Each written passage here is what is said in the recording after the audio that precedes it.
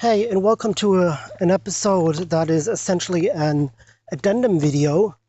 It tackles the two videos I made on his ideas of women and their place in life, and his Simpsons video.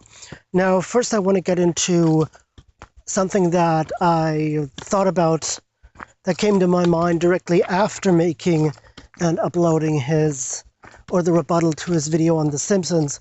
And yeah, by that time that video was already uploaded, and yeah, you can see the problem of re-editing that.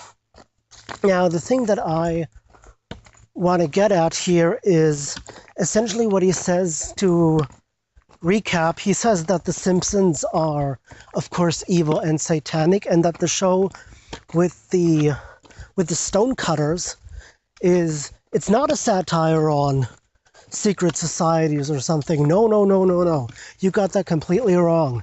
The Illuminati are brainwashing us, and that we're all just stupid that way. That's essentially what he says in that video, but after uploading it, there's something that came to my mind that I think would be also very interesting to address. And it's the fact that his whole argument, of course, hinges on the knowledge of the Illuminati and the whole New World Order and all that stuff. But what would happen if you were to take, let's say, a person from history, bring them to the past, bring them to the present, from the past to the present, and actually show them that episode? Would they come to the same conclusion, that it's just a vehicle for the Illuminati to brainwash us into deception and all that? Now, the answer is, of course not. It's essentially, for them, it's essentially a metaphor without context. You see, the Vigilant Christian uses the context of, or uses this episode within, or sees this episode within the context of the Illuminati, and he is thus making his video based on this. Now, if we were to take someone like, I don't know. Yeah, let's just take Caesar. Everyone knows him. He's a known figure. Let's just take Caesar. If we were to take Caesar from the past to the present and actually show him the Stonecutter episode, of course he wouldn't assume that this is just a tool to brainwash the masses into thinking, or into deception. Of course not. He would, as I would assume, view this episode as every other sane and rational person would. That it's essentially a satire on secret societies.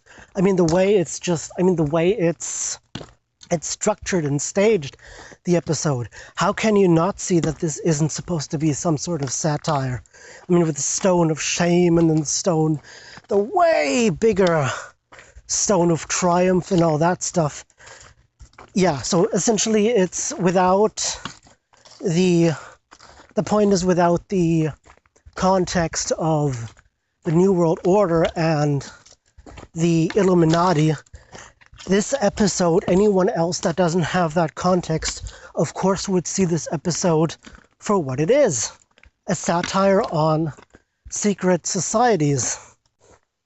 Now, the second thing that I want to talk about in this addendum video has to do with the video I made on his series, on the third video of the series Vigilant Manhood 101, Women Are Equal But Different, or as I called it, Women Are Different and Unequal.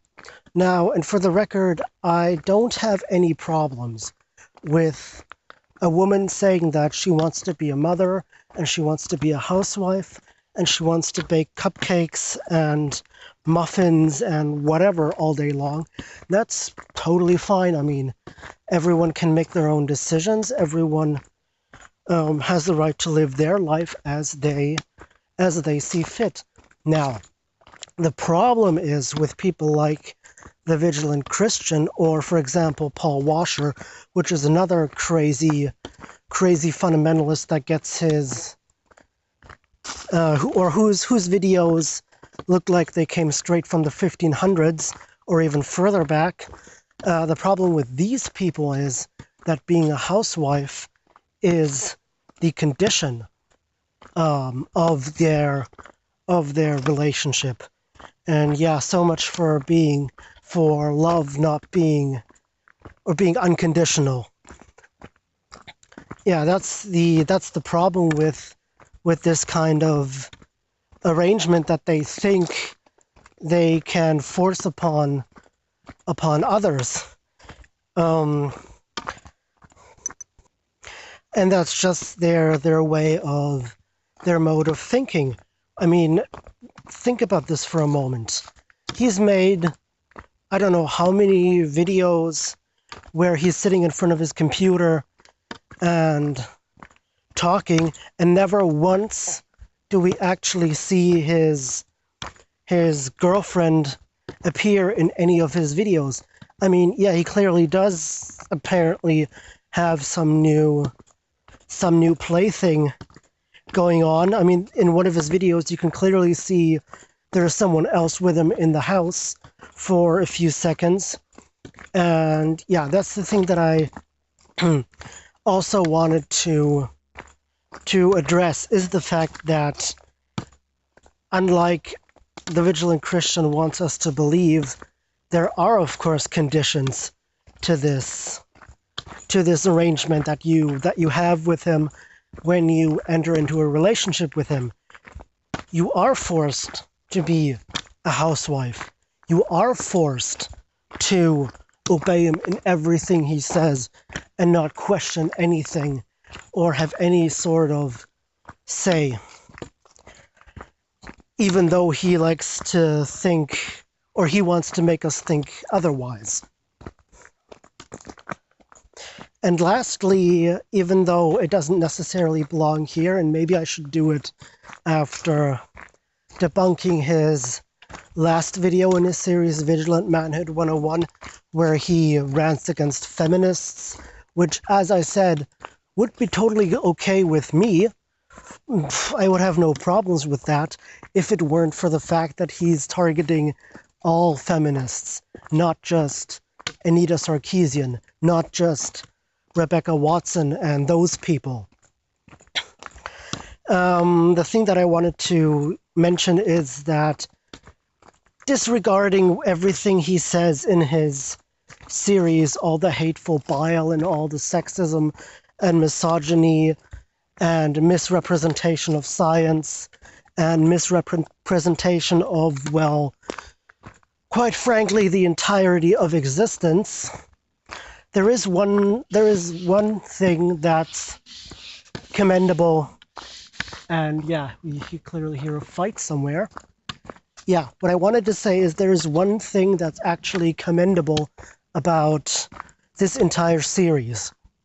And that's that he actually identifies the problem of him not being able to sustain his previous relationship as him being the main problem, as him being the main reason why it failed. I mean, let's face it, people of the Vigilant Christian's mindset, it would be very easy for them to just say, you know, oh, my relationship failed because my ex didn't wear a headscarf, or dared to have her own opinion, or didn't walk 10 steps behind me, or, you know, all that stuff that's, as it's clearly laid out in the Bible, or for that matter, the Torah.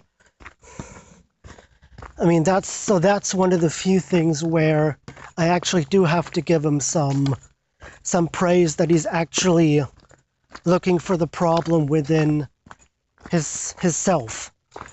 So, yeah, this was the addendum video to the two videos I just mentioned, and yeah, I'll be putting out the last two videos of his Vigilant Manhood 101 series.